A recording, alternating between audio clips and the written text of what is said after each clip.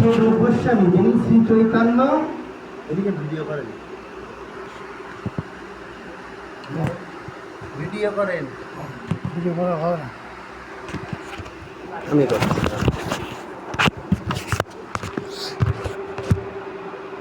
বলছেন যে শ্রীরূপ গোস্বামী তিনি কেমন, কোন মহাজন? বলছেন শ্রী চৈতন্য মনোভীষ্ট, যিনি শ্রী চৈতন্যের মনোভীষ্ট, মনে কি চলছে চৈতন্যের মনকে কেউ জানতে পারে না, কারণ চৈতন্যের মন মানে সেই রাধার ভাব, তাকে অন্য কেউ জানতে পারে।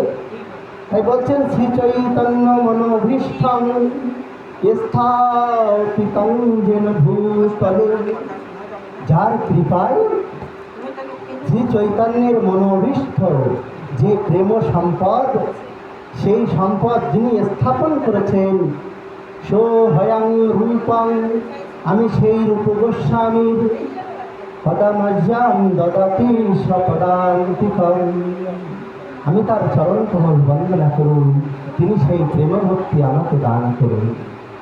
যিনি চৈতন্য মহাপ্রভুর মনোভীষ্ট জানতে পারেন, তাই বলছেন শুনিয়াছি সাধু মুখে বলে সর্বজন, শ্রীরূপ কৃপায় মিলে যুগল চরণ। রূপ গোস্বামীর কৃপা ছাড়া যুগল চরণ পাওয়া অত্যন্ত দুর্লভ। তাই বলছেন, তারপরে কি বলছেন, হা হা প্রভু সনাতন গৌর পরিবার,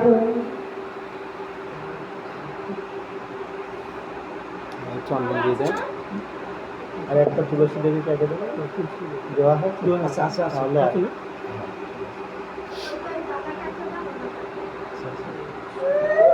জয় জয় নিতাই গৌর প্রেমানন্দে,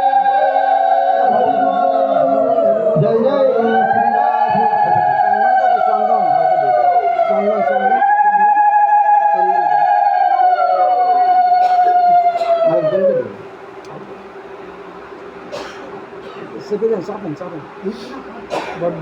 তারপরে কি বলছেন, হা হা প্রভু সনাতন গৌর পরিবার, সবে মিলে বাঞ্ছা পূরণ করাবো আমার। তিনি কাদের কাদের ডাকছেন দেখুন, প্রথমে রূপ গোস্বামীকে ডাকলেন, তারপরে সনাতন গৌরের পরিবারে, গৌরের পার্শ্বদ যারা আছো সবাই আমাকে একটু কৃপা করো,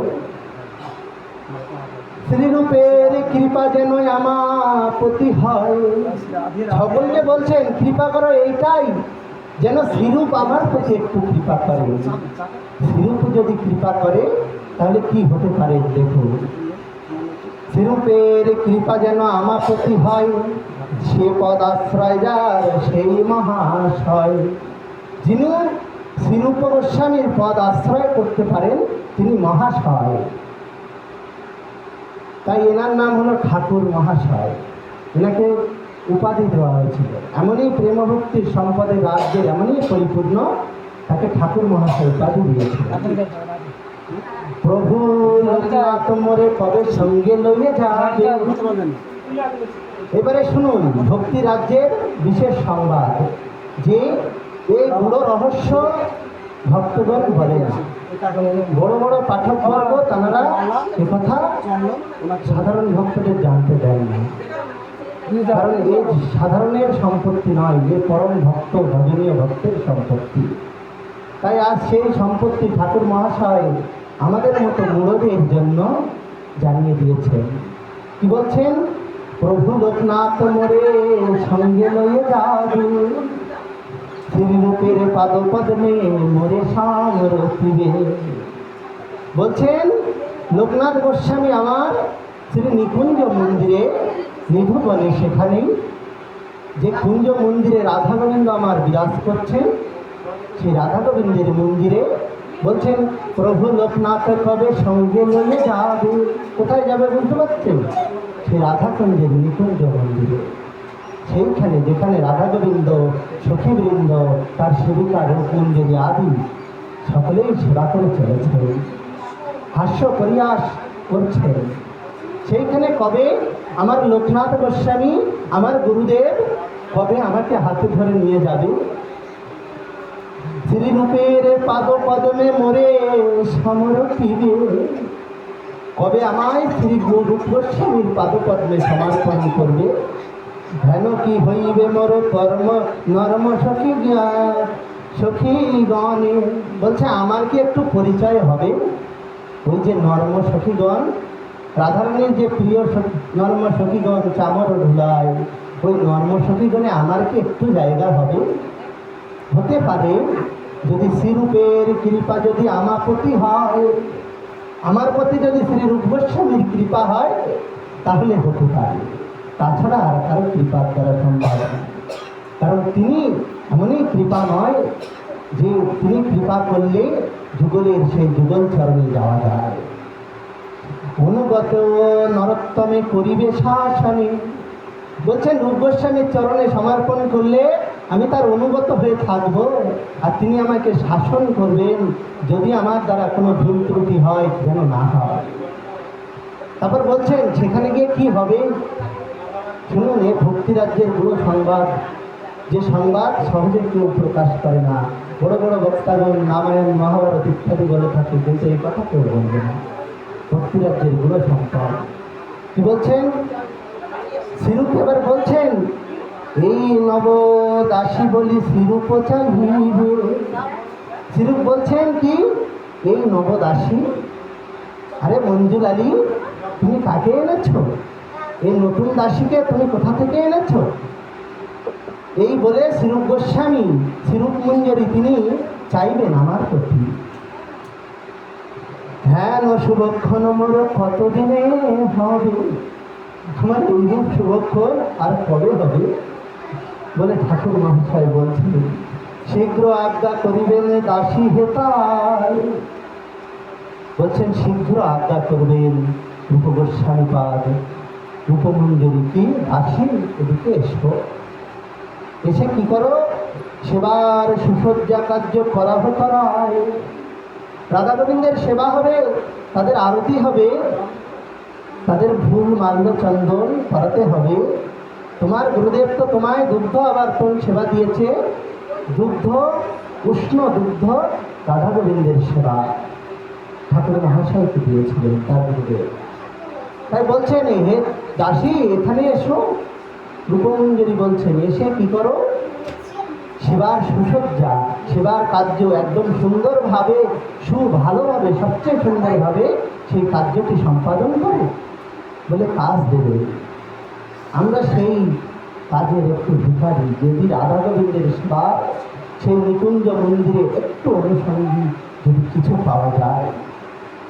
আজ বড় বড় মহাজন, বড় বড় বাবাজি মহারাজ, ওনারা চিরকাল সমস্ত কিছু ধন দৌলত, পরিবার পরিজন, আত্মীয় স্বজন, শিষ্য সামান্ত যত আছে, হাজার হাজার শিষ্য আছে, সকলকে পরিত্যাগ করে কোনো কুঞ্জ মন্দিরে কোনো গুহার মধ্যে বসে বসে সমস্ত কিছু পরিত্যাগ করে 12 ঘন্টা 14 ঘন্টা এই সেবা চিন্তন। ঠাকুর মহাশয় বলেছেন, সাধনে ভাবিব যাহা, সিদ্ধ দেহে পাব তাহা, পক্কায় অপক্ষ মাত্র সে বিচার। সাধনে ভাবতে হবে, এরূপ যদি না ভাবতে পারি তাহলে সিদ্ধ দেহে পাবো কি করে? ভাবতে ভাবতে তার মধ্যে এমনভাবে ডুবে যেতে হবে এই জগতের যেন কোনো কিছু না মনে থাকে, এই জগতের বাড়ি গাড়ি আত্মীয় পরিজন বিষয় সম্পদ কিছুই যেন না থাকে, নিজের খাওয়া দাওয়ারও যেন চিন্তা না থাকে। তাই বলছেন আনন্দিত হইয়া হিয়া তারাই আজ্ঞা বলেন। উনি দাসী বললেন, কিঙ্করী বললেন, কিন্তু তার হৃদয় আনন্দিত। আজ আমি কত সৌভাগ্যবান, আমায় রূপ গোস্বামী রূপমঞ্জুরি আজ্ঞা করেছেন সেবার কার্য করবার জন্য। সেই আজ্ঞা বলে তিনি কি করছেন? পবিত্র মনেতে কার্য করিব সকলে। তখনই করব পবিত্র মনে, শুদ্ধ মন, সরল না হলে ভজন হয় না। বলছেন না, ছাড়ো বৃথা কপটতা হও হে সরল। কপটতা করলে গিরিধারীকে পাওয়া যায় না। জগতে কত শত উদাহরণ আছে। বিদুরের রানী, বিদুরের গৃহিণী, তিনি সরলতায় ভগবানের রূপে মুগ্ধ হয়ে কলার খোসা দিচ্ছেন, তবুও ভগবান সেই সরলতাকে আত্মসাৎ করেছেন। রঘুনন্দন ঠাকুর নানুকিতে বলেছেন, তবুও আত্মসাৎ করেছেন। আরো কত কত লীলা, কত লীলা নেই, সব সরলতা, সরলতা ছাড়া হয় না। তাই বলছেন পবিত্র মনেতে কার্য করিব তৎকালে, সেবার সামগ্রী রত্ন থালেতে করিয়া। যা যা বলেছেন সেই সেবার সামগ্রী রত্ন থালেতে করে আমি নিয়ে আসবো। নিয়ে এসে কি করব? সুবাসিত বাড়ি ঝর্ণ ঝাড়িতে পড়িয়া, সোনার ঝাড়িতে সোনার পাত্রে করে সুবাসিত জল, সুগন্ধযুক্ত জল আমি দেব। দোহার সমকে লইয়ে দিব শীঘ্র গতি, তাড়াতাড়ি দেব তাদের সমকে, শীঘ্র গতি দেব। নরোত্তমে দশা কবে হইবে এ মতি, কবে নরোত্তমের এইরূপ দশা হবে? যেন আমাদের জন্য বলছেন, আমাদের কেন এমন দশা হয় না, কবে এই অধমের এই দশা হবে? তারপর বলছেন এইবারে এতক্ষণ তো রূপ গোস্বামীর চরণ আশ্রয় করালেন, লোকনাথ গোস্বামী পাদ এখানটা বন্ধ হয়েছে। লোকনাথ গোস্বামী পাদ রূপ গোস্বামীর চরণ কমল আশ্রয় করালেন। এইবার বলছেন তারপরে কি হবে? ঠাকুর মহাশয় বলছেন শুনুন, এটা আরো ভজনের আরো রহস্য। কি বলছেন শুনুন। শ্রীরূপ পশ্চাতে আমি রহিব ভীত হইয়া, আমি শ্রীরূপ গোস্বামীর পশ্চাতে ভয়ে ভয়ে থাকবো। কেন থাকবো? কারণ সেই রাধা গোবিন্দের চরণ যুগল তাঁরা অপরাধ গ্রহণ করেন, আমার গৌর নিতাই অপরাধ গ্রহণ করেন না। গৌর নিতাই নামে কোনো অপরাধ নাই, কিন্তু রাধা গোবিন্দ তাঁরা অপরাধ গ্রহণ করেন। তাই আমি ভীত হইয়া থাকবো যদি আমার কোনো ভুল হয়ে যায়। তাই বলছেন শ্রীরূপ পশ্চাতে আমি রহিব ভীত হইয়া, দোহে পুন কইবে নে আমা পানি চাইয়া। সেই দুইজন আমার দিকে তাকিয়ে বলবেন, কি বলবেন শুনুন, কি বলবেন। দোহে কারা? দুইজন কারা? বলছেন সেই যুগল কিশোর নবকিশোর নটবর মধুর মুরলীধর, সেই নবকিশোর নটবর যিনি ত্রিভঙ্গ ভঙ্গিম রূপাং বেনু রন্ধ্র পরাঞ্চিতাং গোপীমণ্ডল মধ্যস্থান, সেই স্বামী নন্দনন্দনাম, সেই নন্দনন্দন এবং রাধিকার প্রাণধন তাঁরা দোহা দেন, এনাদের দোহা বলা হয়েছে। বলছেন আমি যখন ভীত হইয়া থাকবো, দুহে পুনর কহিবে না আমা পানে চাইয়া।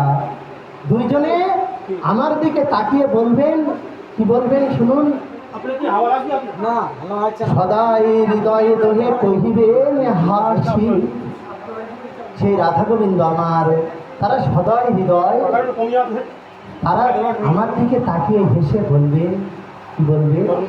এ খুব মর্ম কথা শুনুন।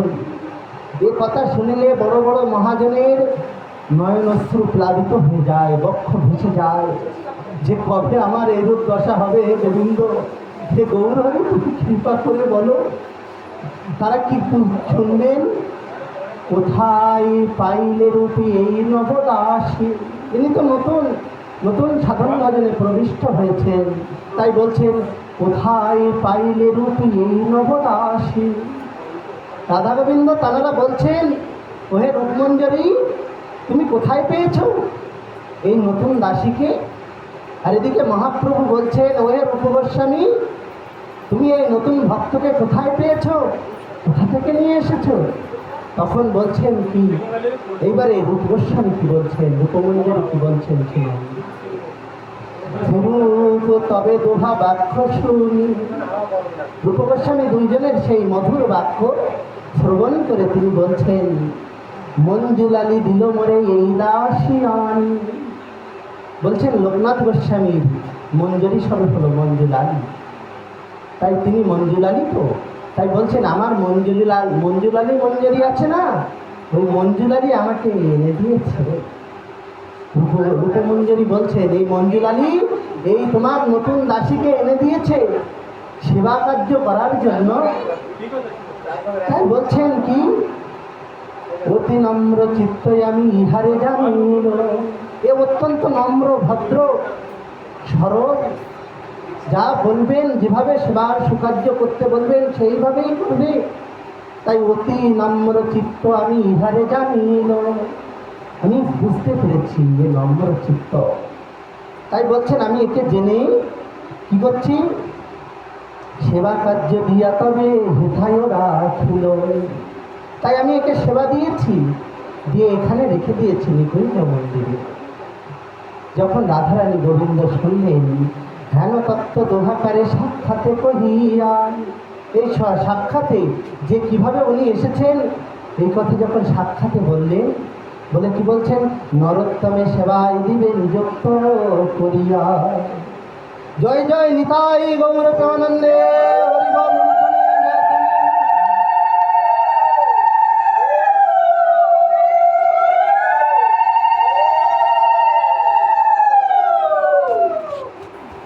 বলছেন নরোত্তমে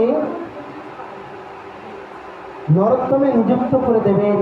এইভাবে কবে, এ সকলে আমাদের সকলের আশা যে কবে সেই নিকুঞ্জ মন্দিরে একটু নিযুক্ত হতে পারবো, কবে সেই নিকুঞ্জ মন্দিরে আমরা একটু সম্মিলিত হয়ে সেখানে রাধা গোবিন্দের সেবা করতে পারবো। সেখানে যাওয়া অত সহজ নয়।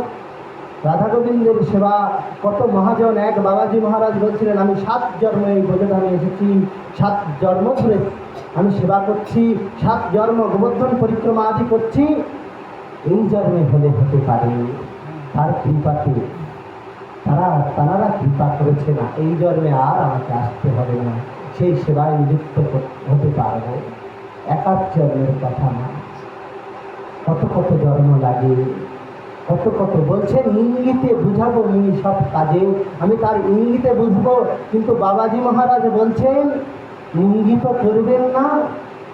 সেবা ওই রকম সেবা নয়, দাসে হনুমান, দাসের মতো যদি সেবা করতে হয়, হনুমান প্রভু যা আজ্ঞা করবেন তিনি বলতে যাবেন, তার আগেই কার্য সম্পাদিত হয়ে যাবে, তবেই তো সেবা। রাধা গোবিন্দের ওখানে ইঙ্গিত তাও হয়তো করেন না, তাঁরা বলার আগে কি সেবা লাগবে প্রয়োজন সেটা বুঝে আপনাকে সেবা করতে হবে, কতটা পারদর্শী হতে হবে। সেবা 64 বিদ্যায় সম্পূর্ণভাবে পারদর্শী না হতে পারলে হয় না। তাই দেখবেন বৈষ্ণবগণ রন্ধন কীর্তন নর্তন সব কিছু করতে চান একজন। কেন চান? কারণ আমি যেন সমস্ত বিদ্যায় পারদর্শী হতে পারি, কীর্তন যে কোনো বাদ্য বাজাতে পারি। নাহলে রাধা গোবিন্দের কাছে ওই যে সখীগুলি আছে না, ওনারা সাধারণ কেউ নয়, একজন বাদ্য বিশারদ, রন্ধন বিশারদ, ওনাদের এক কণার তুল্য কেউ নয়, হেন কেউ নাই। তাই সেই রাধারানী কথা একটু না বললে হয় না, ছোট্ট করে বলবো, কারণ তারই তো উৎসব বিষভানুপুরের। সেই বিষভানু উৎসব আজ এখানে